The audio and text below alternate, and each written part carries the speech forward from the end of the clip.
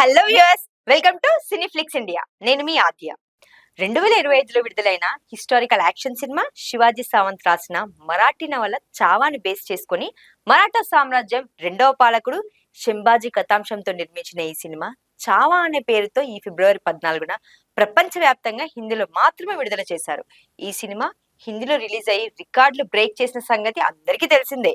ఈ సినిమా హిందీలో మాత్రమే రిలీజ్ అవ్వడం వల్ల తెలుగు ప్రేక్షకులకు, అంటే నాలాంటి హిందీ రాని వాళ్ళకైతే కొంచెం అబ్బా అనిపించింది, డిసప్పాయింట్మెంట్ వచ్చేసింది. సో తెలుగు ప్రేక్షకుల కోరిక మేరకు గీతా ఆర్ట్స్ బ్యానర్ లో ఈ మార్చి 7న తెలుగులో రిలీజ్ చేయడం జరిగింది. హిందీ భాషలోనే కాకుండా తెలుగు భాషలో కూడా రిలీజ్ అయ్యి తెలుగు ప్రేక్షకుల మన్ననలు పొంది సక్సెస్ గా దూసుకుపోతుంది. ఒక చారిత్రాత్మకమైన వీరుని కథ చూడాలని ఎవరికి ఉండదు? హిందీకి తగ్గట్టుగానే తెలుగులో కూడా ఏ మాత్రం డైలాగ్ లో పవర్ తగ్గలేదు అనిపించింది. ఒక విధంగా చెప్పాలంటే సినిమా చూస్తున్నంత సేపు గూస్ బంప్స్ వచ్చాయి.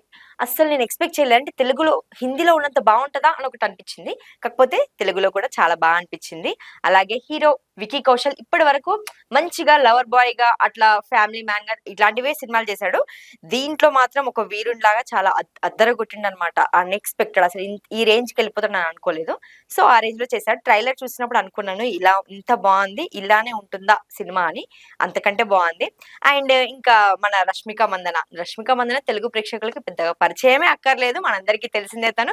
కాబట్టి తను కూడా ఇప్పటి వరకు మంచిగా క్యూట్ గా అలా స్వీట్ గా చేసిన సినిమాలు అండ్ గ్లామర్ రోల్స్ చేసినవే ఉన్నాయి కదా. దీనిలో మాత్రం మహారాణి లాగా అయితే అదరగొట్టారు. ఫస్ట్ లోనే అనుకున్నాను అనమాట, మహారాణిగా రష్మిక మందన ఎలా ఉంటుంది అని.